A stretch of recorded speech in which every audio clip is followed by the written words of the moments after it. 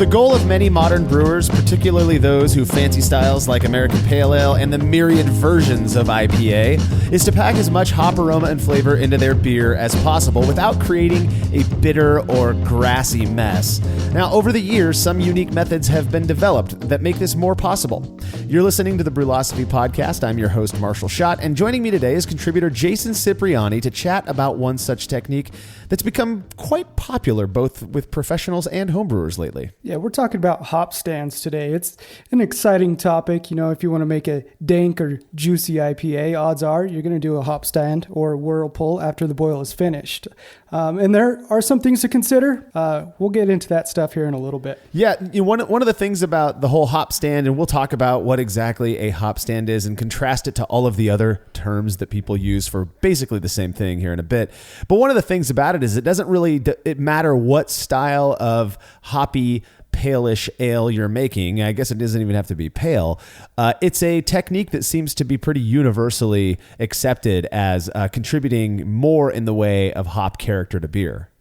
Yeah, right. And specifically in aroma. You're really doing this for flavor and primarily aroma. Right. Pack that so that when you open your bottle or you pour it off your tap, the first thing that hits your nose is that delectable hop aroma. Well, I remember the first IPA I ever made. It had a huge 60-minute edition. It's really laughable for me to think about.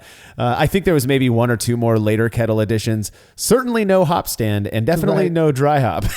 Yeah. I think the first IPA I made had maybe a 60, a 30, and a 15. And it was, oh man, this is a great IPA. And then once you start, as hop stands became more prominent and popular and you start messing with this, you realize that IPA probably was not that good.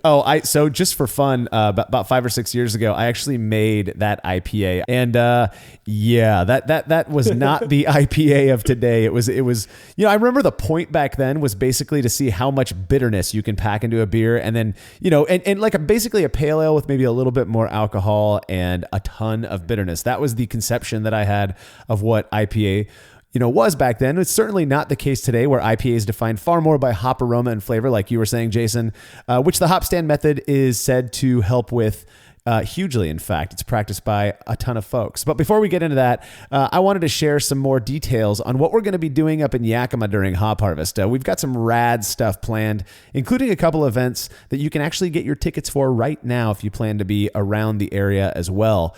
Friday's the first full day that Brian, Malcolm, and I are going to be in Yakima. And that night is the Yakima Valley Hops Fresh Hop Party. That's September 28th. It starts at 7 p.m. and it goes till 1 a.m. I'm sure it might even, tail on a little bit longer than that, knowing those guys. I'm really excited to be able to make it up there for that this year. We missed it last year because we came the weekend prior to it happening. But it sounded like a crazy fun time. I guess over 500 people attended. They've got some of the freshest fresh hop beers Yakima has to offer. It's going to be dope. I cannot wait to be there. Sounds amazing, dude. Yeah, man. That's going to be a good time. I'm actually touring a hop farm this coming weekend, and I'm hoping to leave there with a few ounces of some wet hops to brew with on Sunday. Heck yeah, man. I mean, Hop Harvest is one of the best times of the year for home brewers, professional brewers alike. Super fun. So, again, the Fresh Hop Party being thrown by Yakima Valley Hops, that's going to be $15 if you get your tickets now. So that's pretty cheap. $25 at the door. That's still not too bad. But then the next night, so Saturday, September 29th, is the Fresh Hop Ale Festival, which I believe is put on by the city of Yakima. So sort of similar idea, more of a festival, less of a party, but it's been rated one of the 10 best beer festivals in the nation, something you don't want to miss if you're a hophead. Tickets for that are $45 and currently available at freshhopalefestival.com. Get them now before they're gone. So in addition to those events, we're going to be collaborating with a couple rad local breweries on some beers. In fact, we were just talking with the people from Wandering Hop Brewery, some cool folks that Brian and I were able to meet last year when we were up there. And I believe what we're going to do with them is have them brew a beer for us that we end up collecting data on. So we're going to schedule a window of time to invite some folks out and, participate in one of our experiments or whatever it is we end up settling on. And then we're also going to collaborate on a beer with our friends from Varietal Beer Company, rad new brewery that's up in Yakima. It'll be our first time actually getting to sample the beers that they make on their own system. We have had some beers that the brewers there have made before. before, and they're just awesome folks. So it's going to be a great time. More details on both of those to come as we get them settled. But if you're looking for something to do at the end of September, you're not going to want to miss this. It's going to be great. Well, if you live anywhere near any of us and you'd like to participate in our experimental antics, we'd love to get you involved. We've got contributors in Anchorage, Alaska, Chicago, Illinois, Denver, Colorado, Pueblo, Colorado, Atlanta, Georgia, Corona, California, and right here in Fresno, California. You can just shoot me an email, marshall@brewlosophy.com, and I will connect you with the contributor closest to you. I've been having people stop by quite a bit over the last couple of months. It's been a lot of fun meeting these home brewers who like to, like the sciencey side of brewing and beer.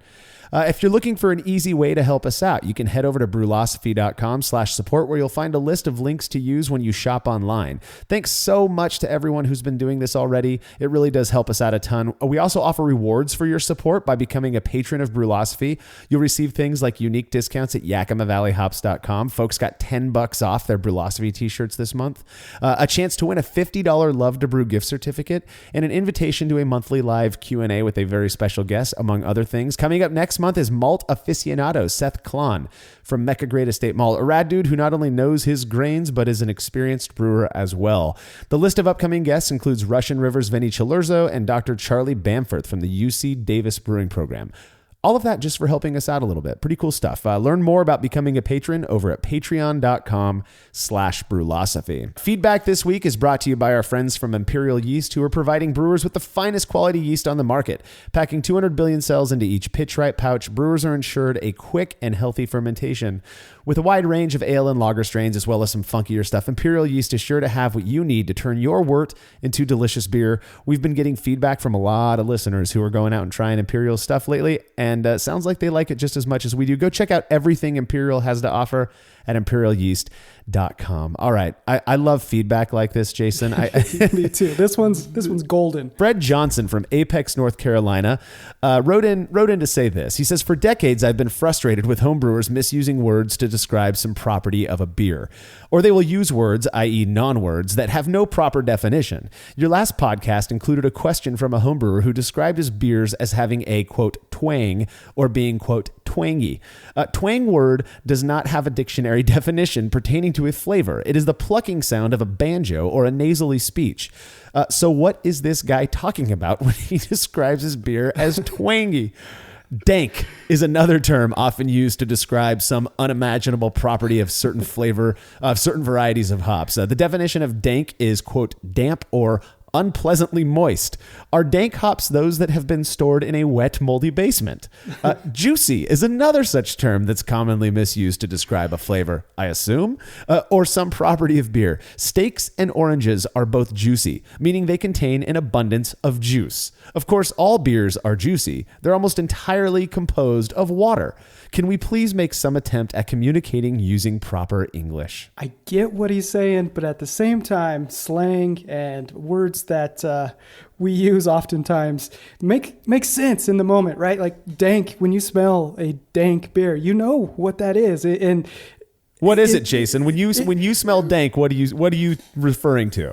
I am referring to an IPA or maybe even a pale ale that is just full of hops, and it has that little bit of bite to it, to the hops. It smells like weed, man. Let's be real. Dank smells like weed. That's what we're talking about here. Yes, that's exactly what I'm referring to. But look, I think this goes outside of just home brewing and beer in general, right? Every aspect, every hobby, everything we do, there's slang that we use, and I take no issue with describing a beer as twangy or juicy. I know juicy is one of those hot words for beer right now, but it's fine. It's fine with me. I don't know. What do you think, Marshall? Well, okay. So I got called out a couple years ago. I'd corrected somebody's usage of some term, and it was something like this. I forget exactly what the word was, but in some forum online, and I just got railed. And kind of understandably so, right? The person's argument was, do you understand what they're referring to when they say this? And I can piece it together. Then it works. Why call them? Who cares if you understand it? And there's a part of me, that gets that perspective. Like I still prefer proper, English. I do. There's a part of me that is just kind of neurotic about that. But at the same time, I think particularly, and I admit it, like, with Brewlosophy and how many people we talk to and how much beer is, particularly in terms of evaluation, it seems to be shifting right now, that I have to, loosen up a little bit and learn to accept that other people are going to use words that convey something about the beer that they're drinking that may not match what the dictionary says, but it does on some level make sense.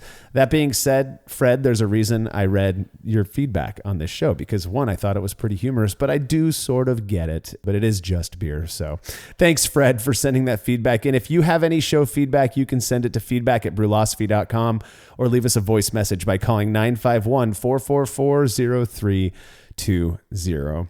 Well, my friends and I tend to stick to drinking beer and perhaps some homemade hard cider with a restrained ABV because we like to crush the stuff that we're drinking.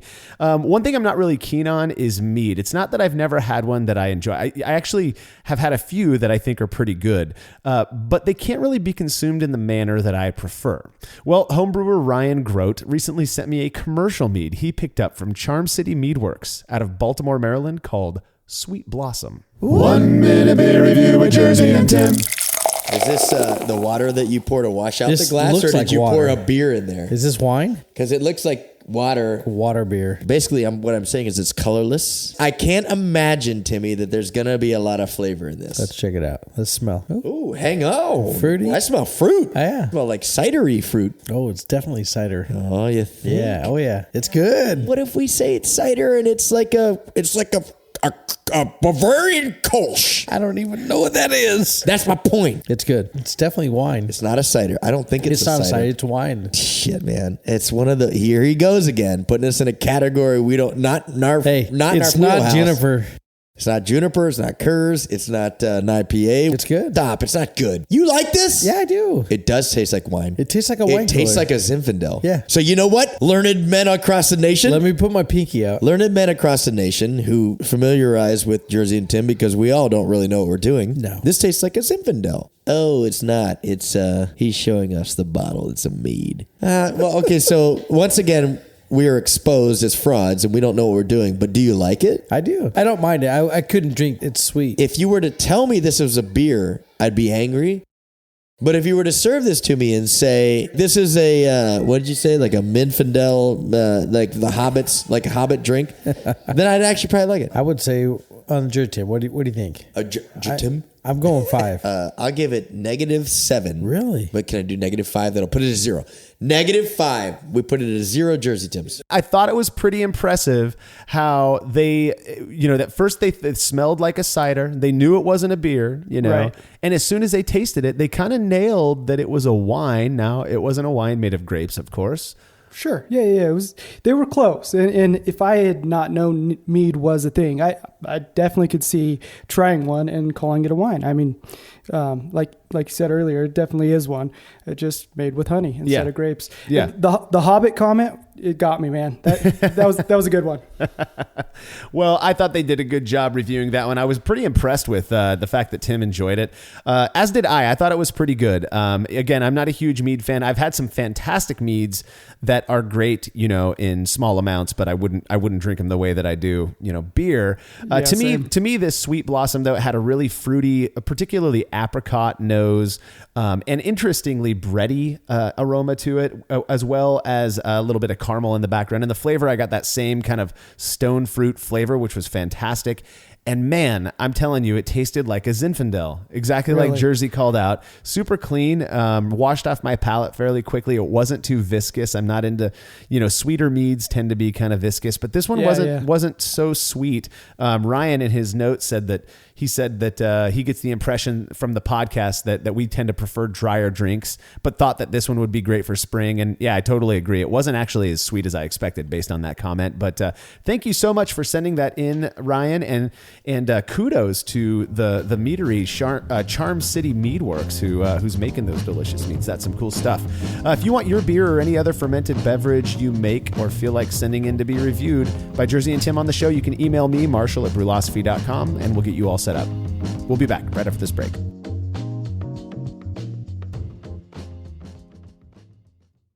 Have you ever thought about adding a port to your kettle but held off because you didn't feel like drilling into your gear or sending it off to have someone else do it? From the makers of the super fast counterflow chiller, the exBEERimator, comes the Hangover, the easiest way to add extra ports to your kettle as well as countless other options. Mount a faucet to your keg for easy portable pouring. Set up the perfect whirlpool arm. Hold a heating element in place. All of this and so much more without permanently modifying your gear. Manufactured right here in the United States, the Hangover offers brewers too many convenient solutions to list here. So head over to exBEERimator.com today to see what the Hangover can do for you. Hi, I'm Stephen Leach, creator of Brow Supply Brewing Systems, here to tell you about our latest Unibrow brewing system. Modeled after the brew in a bag method, the Unibrow uses the same kettle for both mashing and boiling, replacing the fabric bag with a stainless basket that can hold up to 20 pounds of grain. A heating element is run by an electric controller that allows for the maintenance of specific mash temperatures and makes mashing easier than ever. Each Unibrow is shipped with a counterflow chiller and the parts required to brew a batch of beer. We're really proud of the Unibrow, and we know you'll love it as much as we do. Go check it out at browsupply.com and sign up for our email list to receive special deals in your inbox. Family-owned Atlantic Brew Supply is the largest homebrew shop in the Southeast. No gimmicks, no multinational corporate overlords, and no BS. They offer exclusive malts, yeast, and more from local artisans, as well as award-winning recipe kits. They also sell professional brewing gear and cask equipment from sister companies ABS Commercial and Cask Supply. Most ingredients are available by the ounce, plus Atlantic Brew Supply has an on-site calculator to help you craft your best brew. Orders are processed same day, and 2-day shipping is guaranteed for East Coast customers. Get 15% off your first order using promo code BREWPOD. That's BRUPOD at AtlanticBrewSupply.com. As every brewer knows, the best beer requires the best hops, which Yakima Valley Hops provides fresh from the source to brewers around the world, carrying everything from classics like Cascade to modern favorites like Galaxy and Mosaic, as well as other ingredients and gear. Yakima Valley Hops has it all. And don't forget to check out their new podcast, The Late Edition, where the YVH crew goes into depth on our favorite plant with industry experts. Head over to YakimaValleyHops.com now to see all they have to offer and subscribe to The Late Edition wherever it is you listen to podcasts.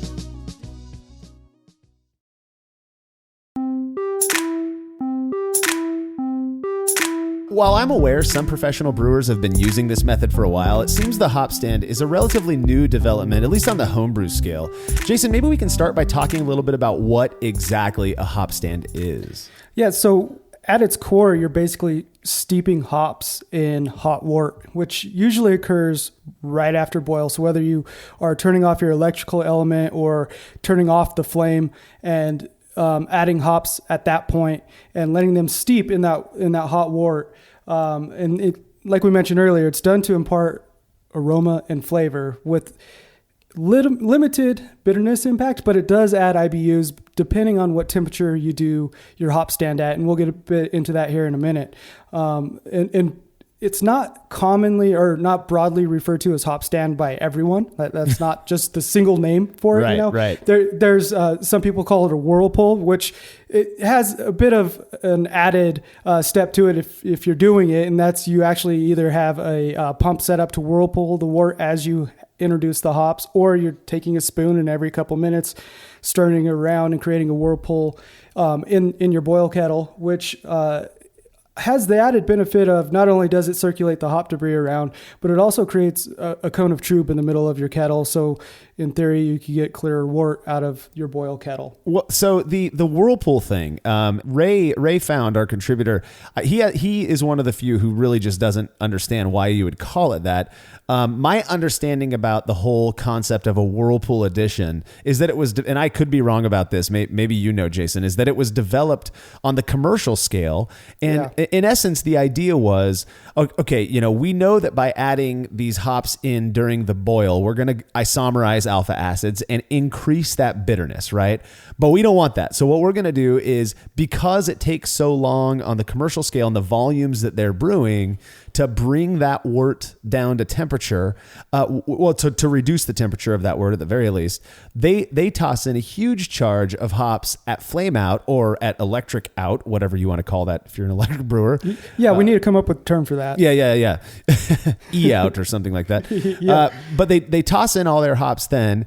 The wort is still hot enough to isomerize them, and those hops, in essence, are staying in that wort for a good 20 to, I mean, I've heard upwards of 45 to 60 minutes even, while they're whirlpooling, and that whirlpool is created by the actual pumping of the wort out of the boil kettle.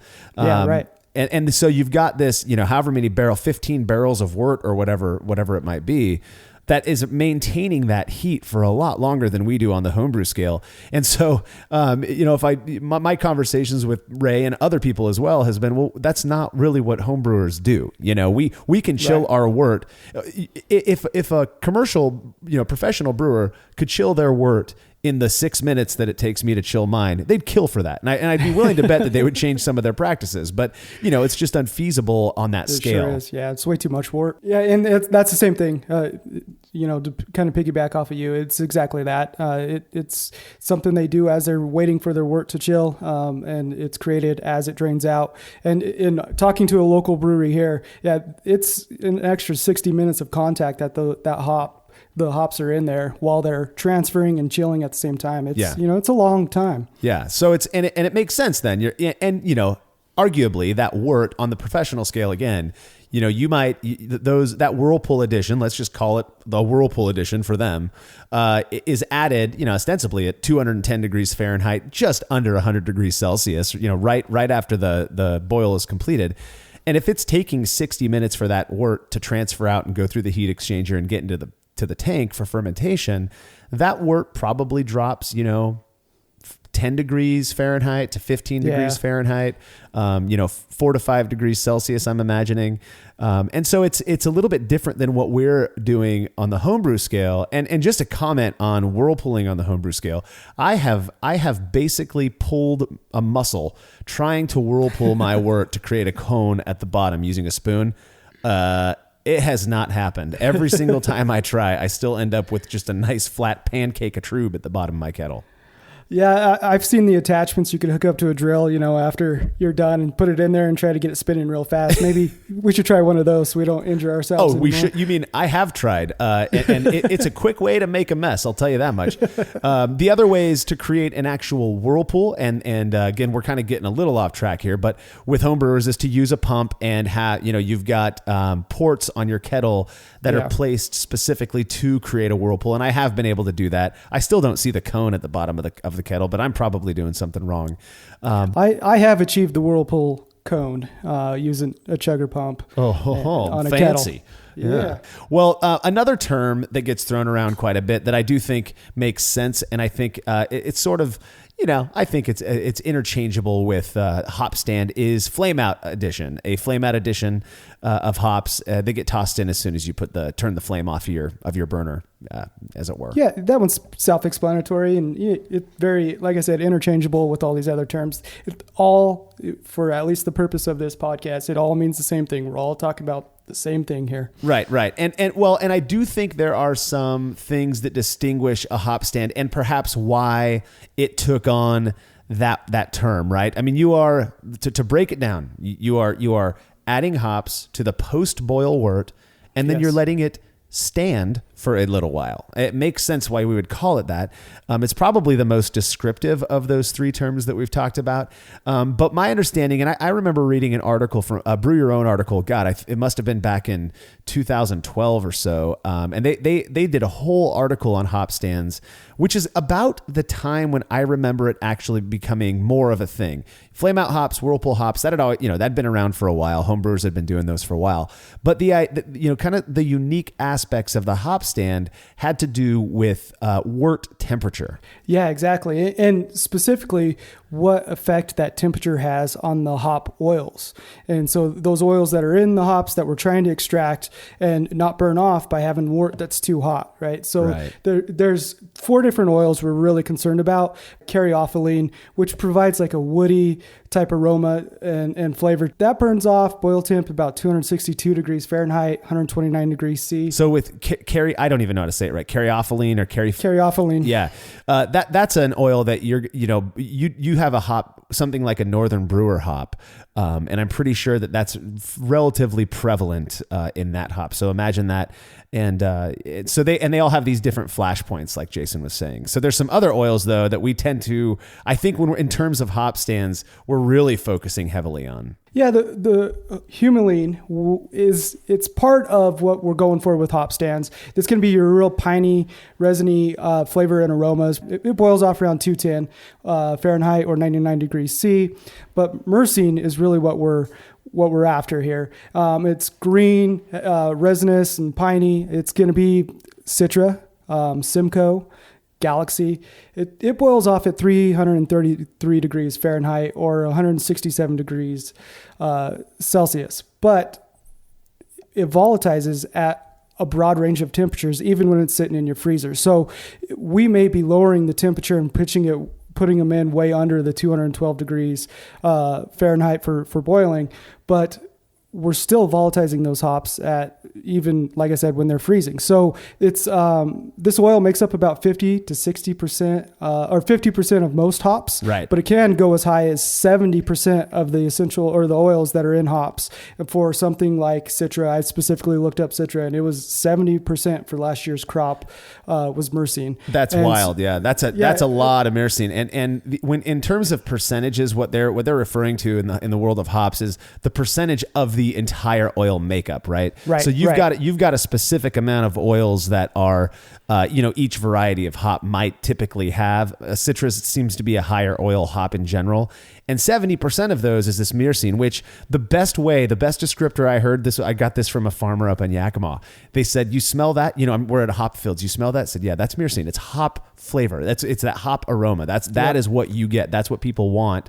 And then you've got all of these other things like citronellol or linalool and all of that. And they all have their different flash points as well. The idea of the hop stand, particularly when we're talking about temperature, being to retain as much of those. So get that temperature below those oils' volatilization points so that those, again, presumably stay in the wort and don't go out into the air. Yeah, exactly. And looking past that, and one thing we need to consider is hops add bitterness, right? And the longer they're in contact with wort, those alpha acids isomerize and add bitterness. Well, that drops off significantly at 176 degrees Fahrenheit, right. 80 degrees C. It doesn't stop, but it drops off significantly and slows it down. So it's going to impart a less bitterness over time once you reach those temperatures. Right. Yeah. And obviously we want to impart as much hop flavor and hop aroma as we possibly can. But at the same time, what brewers of today, I think, and I really do think this is much more of a common or a more modern development, maybe within the last 8 to 10 years, I'd throw out there, brewers are really focused on reducing bitterness while increasing that hop aroma and hop flavor. Whatever characteristics it is of the hops that you're looking for, the last thing they want to do is create something that burns your mouth with bitterness, basically. And then overshadows that hop flavor and that hop aroma. And again, the hop stand, by adding in those hops, the idea is that you're adding those hops in if you reduce your temperature of the wort post boil. So you're holding off a lot of your hops until after the boil is complete. You reduce the temperature to below about 176 degrees Fahrenheit, which is I think that's about 80 degrees C. Yeah, it's right at 80. Right, and then you add those hops in there. The idea is that you are no longer isomerizing those alpha acids, which is a function of heat and time, right? We know that. So you can leave those hops in that wort for however long, I think a lot of people do 20 to 30 minutes, at least on the homebrew scale, for their hop stands. And the idea is that you are just absorbing all of these wonderful oils and flavor and aroma compounds into the wort, and not having them go away with the steam during the boil. Yeah, exactly. So if you were, with your first boil additions at 60 minutes, by the time that reaches flame out, all the myrcene is basically gone. It's just no longer there. And so because it's exposed to those hot temperatures that entire time, and it's evaporated out and it's gone. But like you just said, adding them after flame out and even lowering the temperature, it's going to keep more of those around for that flavor and aroma effect that we want in our IPAs and even New England IPAs.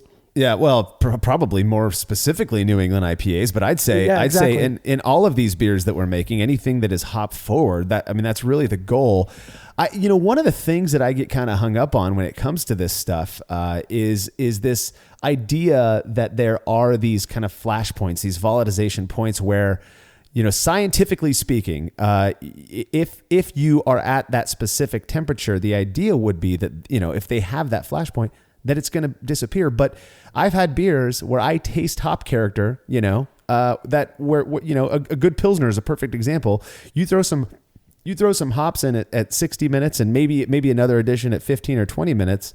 And, I'm still getting hop flavor, hop aroma. And I think the expectation, at least based on this whole idea of volatilization points, would be that they'd volatized off and they're no longer there. So something is sticking around, something's staying there. I'm not an expert on hops to that extent. I just know that, you think back to the old adage, 60-minute additions are for bitterness, 30-minute additions are for flavor, 15 minutes and below are all for aroma. We know that that's not necessarily totally true. But it would seem that it's certainly, you do get aroma and flavor even when you're not adding all of those post-boil hops. Yeah, totally. All right. So some common hop stand techniques, kind of go all over the place. Some people will put them in at flame out. So as soon as you turn the flame off, your wort's still at 210, 212, somewhere in there. If you're in Colorado, it's at 204. Yeah, boiling it out at altitude is horrible, just for the fact that it's not the same temperature as everywhere else. But anyways, so you add them in and then you just start a timer. So you're basically extending your brew day by whatever amount of time. 20 to 30 minutes seems to be the consistent average or consistent recommendation of doing this. For sure. But or the other way of doing it is to first start chilling your wort, get it down to around 170 degrees. Some people go as low as 120 degrees Fahrenheit, and then begin the timer after adding your hops to that and let them steep at that different temperature. Again, the thinking there is you're burning off less of the hop oil at lower temperatures and keeping more of that around. Totally. And again, people do the pump or stir for the whirlpool. It's all based on basically what your system is and what your preference is as far as whirlpool or not, I would say. And there's even some New England IPA recipes I have, like Juicy Bits from WeldWorks. I have a clone recipe for that. And they do like 2 different flame out additions. So you'll do one right at flame out. You'll wait 20 minutes and let the temperature naturally drop to whatever it's going to be at those 20 minutes, and then do another flame out addition. And the thinking is that second addition is going to, increase the aroma just a little bit more than that first one because the temperature is lower. Yeah. I've heard of the same thing. And the idea there being to layer aroma and flavor, right? Because if you're volatilizing off all of this stuff from that that flame out hop stand edition, and then the temperature drops, now you add another one in, perhaps you're retaining certain aroma compounds that you volatilized off in that first one. I think like from a very superficial, I'm looking at it far away and not really thinking too hard about it perspective, it sort of makes sense. It's kind of this romantic, cool, I've got the ability to control this thing. I like the idea. When I referenced that Brew Your Own magazine article that I read, and I believe in that one, they called out a brewery that was doing all hop stands and no more dry hopping. The idea being, and this was kind of my thought as I was learning about hop stands, like as you start to chill that wort more and more and more, aren't you just sort of doing a early dry hop? I mean, at some point that's kind of the case. Not totally the same, but at what point do you flip it to that? Is it just a dry hop edition? But they were, we talk about layering hops for the hop stand. You talk about changing out the dry hop. I just think it's a really interesting way for brewers to feel like they have, and I say that respectfully, but to feel like they have more control over the ultimate character of their beer. Now, when I first learned about doing hop stands, I started doing them all the time. I admit it, like every pale ale, every IPA that I made, I felt like I wasn't going to get the hop character that I so desired if I didn't do some form of a hop stand. I started off by just doing what we would call flame out hops, tossing them in, putting the lid on my kettle, for 10 or 15 or 20 minutes, however long it took me to clean my mash tun, basically. And then chilling it the rest of the way and going from there. I started doing the chill it down to I would chill it to 170 degrees Fahrenheit, which I think is like 76 degrees, 77 degrees Celsius. And And so 170, I'd let it sit for another 20, 30 minutes. It'd be at like 160, 155 degrees Fahrenheit, around 70 degrees Celsius after that wait. And then I'd chill it from there. And at the time I thought it was making a difference. I thought I could perceive more hop character. I never really considered back then, at least, that it could just be that I was adding that much more hops to my beer. Sure. So curious whether it was actually having an impact. We decided to perform a series of experiments to test it out. That's what we're going to be getting into as soon as we're back from this short break.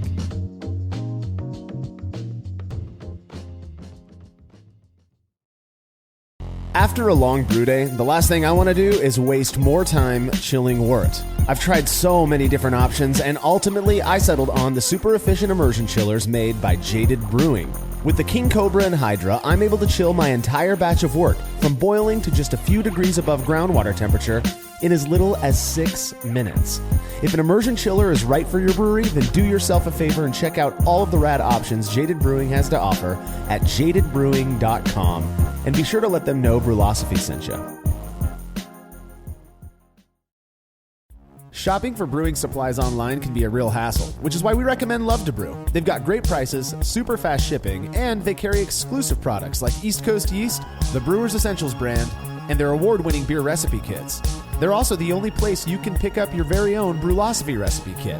The numbers don't lie. Love to Brew has hundreds of 5-star reviews, and thousands of brewers are choosing them for their supplies and ingredients each year. Experience the difference at lovetobrew.com. That's love, the number 2, brew.com. When dumping wort-soaked grain and leftover low-gravity wort while cleaning up after a brew day, did you ever wonder what your true efficiency would be if that wort made its way to the kettle instead? Using the brew bag, a fabric filter for all mash tuns and brewing methods, allows you to capture every last drop of wort. Not only does this increase kettle efficiency, it lowers your grain bill, which saves you money. Throwing wort in the trash is like dumping a 12-pack down the drain and just doesn't make sense. Use the brew bag and leave no wort behind. I've been using these filters for a long time and recommend them to everyone. I never have to worry about a stuck sparge, and cleanup is fast and easy. Go grab yourself a brew bag fabric filter at brewinabag.com and be sure to use code TBP17 at checkout to get a discount on your order.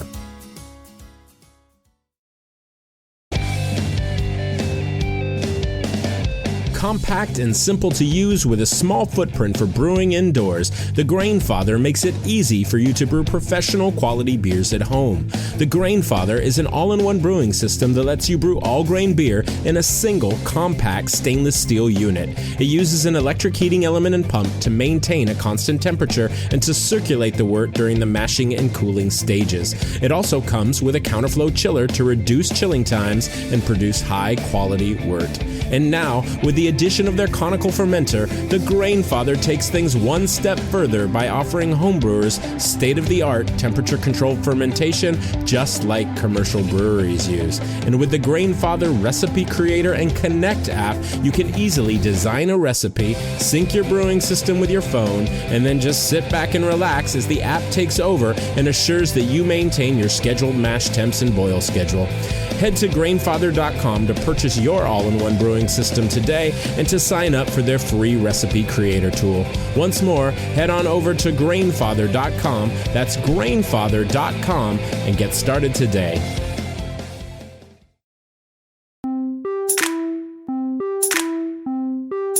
Initially, I was taught that a hop stand simply involved tossing in hops immediately after the boil, hence the term flame out hops, then letting them steep for 15 to 30 minutes. Then I was informed the wort needed to be cooled to below 170 degrees Fahrenheit or 77 degrees Celsius in order to get the most hoppy bang for the buck. And then I was told the wort could be chilled even cooler to retain other volatile hop oils. Of course, not one or not a group, I guess, to leave anything alone. We decided to uncover some stones here and performed a couple of experiments. The first one done by our contributor, Greg Foster, way back in February of 2016, where he compared two beers that had a hop stand at either 192 degrees Fahrenheit or 89 degrees Celsius. Compared that to one that was done 20 degrees cooler at 172 degrees Fahrenheit or 78 degrees Celsius. Yeah, it looks like Greg for this one went with Love to Brew's Mositra Session IPA recipe. So something nice and easy drinking, yet would definitely showcase the hops and potentially any impact they have here. He brewed 1 10-gallon batch, and then instead of doing any sort of dry hopping and possibly complicating or covering up any of the variables here, he used all of the flame out hops as well as dry hops in the flame out. So there was no other additions after that. Yeah. Which was a ton of hops. Looking at the pictures, I think it was 3 ounces of hops he used at flame out. Yeah. And then he split the 10-gallon batch into 2 5-gallon corning kegs and did the flame out addition on the first batch. And then he let it sit for about 23 minutes. And that was at 192 degrees Fahrenheit, 89 degrees C. And then after 23 minutes, he chilled the second 5-gallon half and pitched the flame out hops at 172 degrees Fahrenheit or 78 degrees Celsius, and let those sit for 23 minutes as well. This was a really interesting.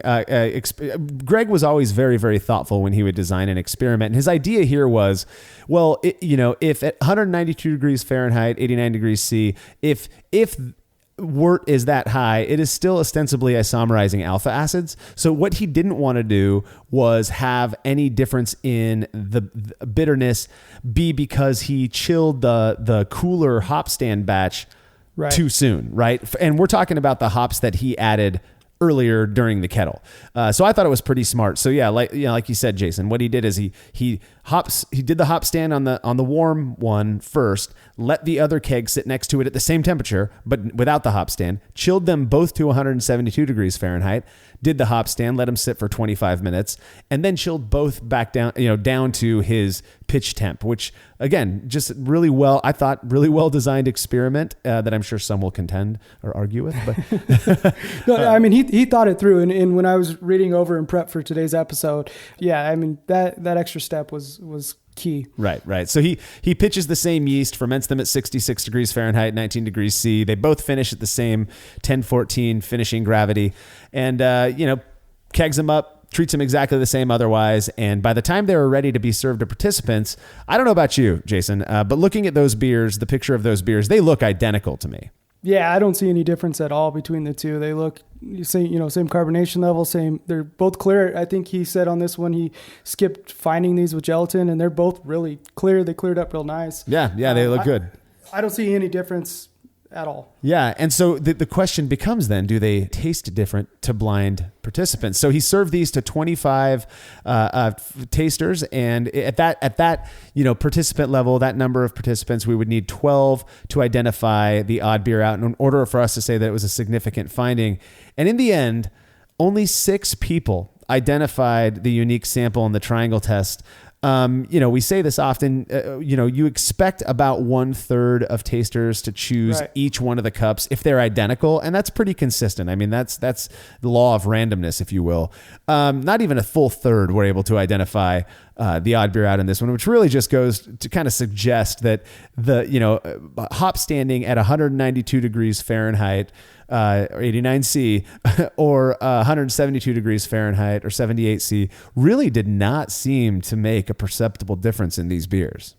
Yeah, and even in Greg's impressions, he could not tell a difference between the two beers at all. I think he said he maybe guessed once and got it correct, but it was a total random guess. It was zero confidence in picking that cup. Yeah. Well, he actually had done, prior to him contributing to Brewlosophy, he'd done a much smaller scale experiment on, hop stand temperatures. And he said that he had the same experience there, that he couldn't tell the beers apart regardless of temperature, which I just think is really interesting because it is very, very commonly talked about that you should reduce, if you really want to retain that hop character and that hop aroma, you really need to reduce the temperature of the wort. Well, our contributor, Matt Del Fiacco, decided to kind of do his spin on this experiment and test the variable of the whole hop stand temperature thing out. But before we get to that, I want to remind everyone about our rad sponsor, Brewers Hardware, who specialize in triclover compatible sanitary fittings, conical fermenters, kettles, and brew stands. Brewers Hardware offers a variety of unique items for homebrew and craft brewers, including high-quality stainless fittings at great prices and super fast shipping. Anyone looking to go electric also should check out their BCS 482 control system. It is badass. Learn more at brewershardware.com, and don't forget to mention Brewlosophy at checkout to receive a free gift. That's brewershardware.com. So Matt decided to test out kind of, I guess, a little bit more of the extreme on this one. His experiment design involved adding the hop stand edition at either flame out, so right around 212 degrees Fahrenheit or 100 degrees Celsius, versus 120 degrees Fahrenheit or 49 degrees C. Yeah, he brewed a Look Me in the Eye Hoppy Blonde Ale. I love that name. So do I. just a very simple grist, but featuring Medusa hops, solely with Medusa hops. And he did 2 5-gallon batches in his Brow Supply systems. Just, normal brew day for him. He did the 60-minute mash, 60-minute boil with the hop additions per the recipe. But once it came time to chill, Matt cut the heat to both batches and immediately added hops to the flame out variable, and then began chilling the second batch to 120 degrees, where then he set the system to hold 120 degrees and added the flame out addition or the hop stand addition to the 120 degrees batch. One of the beautiful things about the Unibrow system is how controllable it is. And I said this in a previous episode, but man, I do get kind of jealous when Matt does these types of things. He rather than letting the wort fall in temperature, he actually held it at he used the electric element to hold it at 120 degrees Fahrenheit, 49 degrees C for the full 20 minutes. So there was no drop. I thought that was pretty neat. Both batches, once they completed their 20-minute hop stands, they were both chilled down to his desired fermentation temperature. He pitched the same yeast, fermented them in the same temperature-controlled chamber, and after a week or so, they both reached the same 1005 FG. So no difference in attenuation based on the temperature of the hop stand, which I think is interesting and notable because of the fact that we know that recent developments have taught us that there is some sugar that can be imparted or sweetness that can be imparted from hops. So no change in attenuation or FG based on the hop stand here. And again, just like with Greg's experiment, to me at least, the beers looked identical when they were done and ready to be served. Yeah, I think if I move my head just right, the one on the left, which would be the flame out beer, looks a little different. But I'm really reaching at that point. It could be lighting or something. Who knows right. yet? Yeah, exactly. So he took these and served them to 22 blind participants, which would require 12 in order for us to say that it was a significant finding. And out of that, 9 people were able to correctly identify the odd sample out, which means it's not significant. That's right. So yet again, another temperature-based hop stand experiment that's kind of at least indicating to us that the temperature at which you add those hops post-boil doesn't really seem to make that huge of a difference, or at the very least, not a difference that's big enough for the typical beer drinker to recognize when they don't know what's going on. I think it's really, really interesting, and to be honest, it sort of matches my experience. You've got these 2 experiments here that are saying, maybe the temperature doesn't matter that much. I had actually done some testing on this myself as well prior to starting Brewlosophy, and it was some of my earlier experimentation, and I had the same experience. I could not tell apart beers that were hops, had a hop stand at different temperatures. Yeah, I've never experimented with it directly. I've, of course, done, my various own brews with dropping temperature, not dropping temperature. And I thought all of them were great. Whether there was a difference, I don't know, because I didn't have anything to compare it side by side with. Yeah, I think it's interesting. And, just to point out, Matt here said that he was unable to distinguish the beers with any reliability. He got 2 out of 4 triangle attempts right, but he admitted that they were both guesses and just thought the beers were pretty much identical. I mean, that's pretty astonishing to think that, with all that's said about the volatilization of these hop oils and whatnot, that when you throw hops in immediately post boil versus, chilling that wort down to 120 degrees Fahrenheit or 49 degrees Celsius, that it seems, at least based on these 2 experiments, that it may not really be worth the effort. I don't know. Yeah, it's definitely something to think about and consider. Yeah. Well, one of the questions that remained, after we did these experiments was whether or not, this I had read about in this article that I referenced earlier that some, professional breweries were replacing the whole dry hop edition, perhaps because they wanted to avoid the risk of oxidation or contamination. I'm not sure. But they were replacing that with, hop stand editions. And so Greg wanted to put this one to the test. In essence, can you get, what are there differences between a beer that's dry hopped and one that undergoes a hop stand? So he designed a really simple beer to test this one out on. It was a smash beer, Gambrinus ESB malt, and All Galaxy, which I think is a good hop for testing out hop stands. Brewed up a 10-gallon batch that he split post-boil, chilled one wort down to 170. So when he split that wort, he chilled one of them down to 175 degrees Fahrenheit after the boil, and then did the hop stand. He added 85 grams, so nearly 3 ounces of hops to the hop stand batch.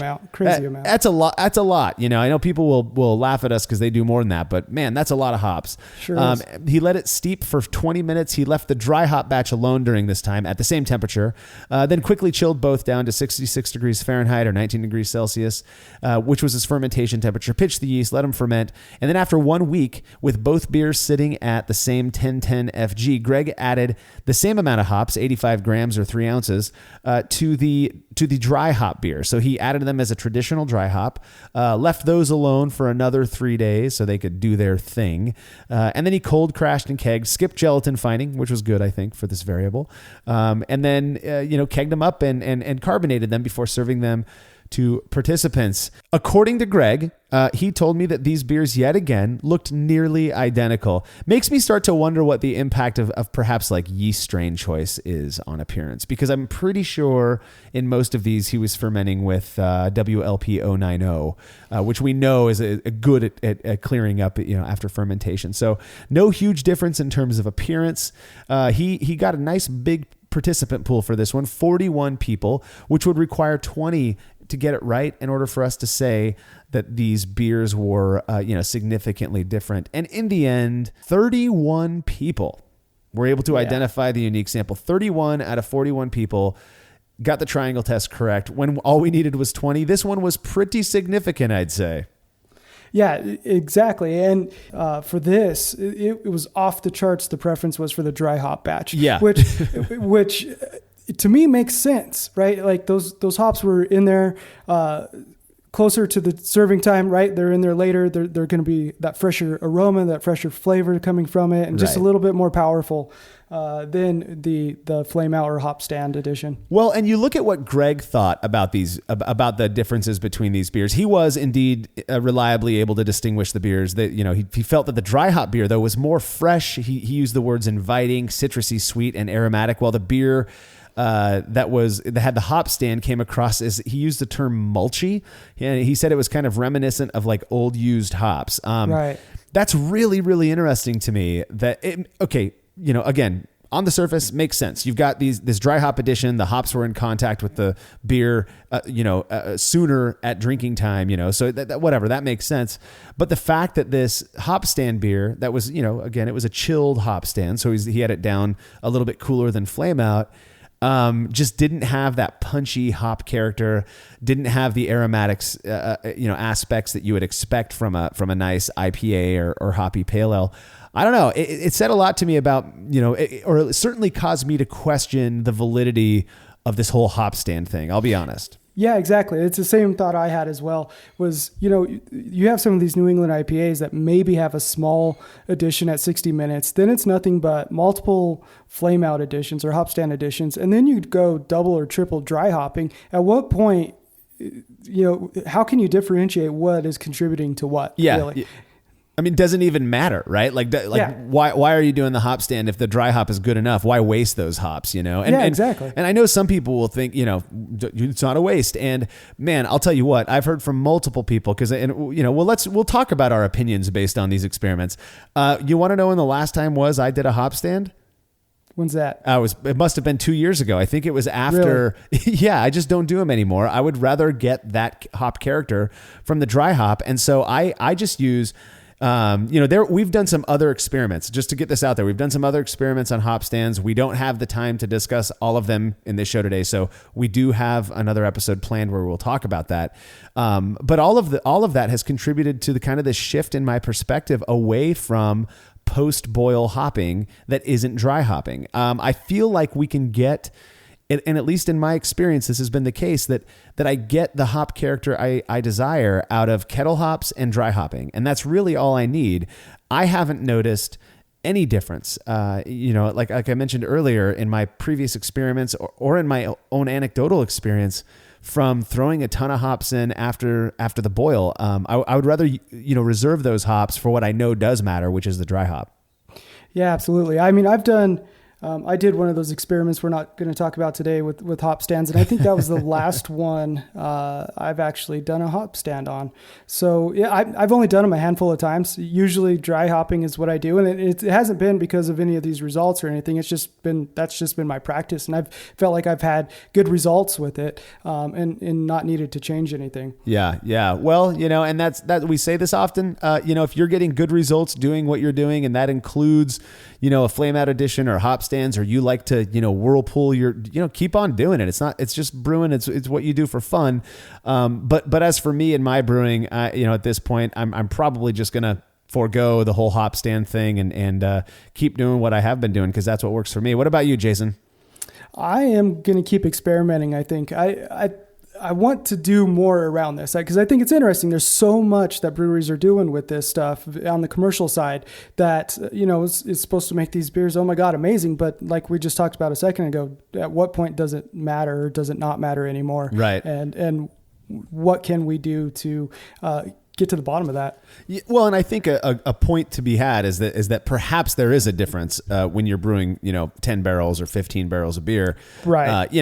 Definitely it's going to take a lot longer for that wort to chill, compared to a home brewer. So, we're speaking more on the homebrew scale with this one, but I think it's an interesting topic, and I look forward to you continuing to experiment with it, Jason. I plan on it, man. Anything else on hop stands before we finish this thing up?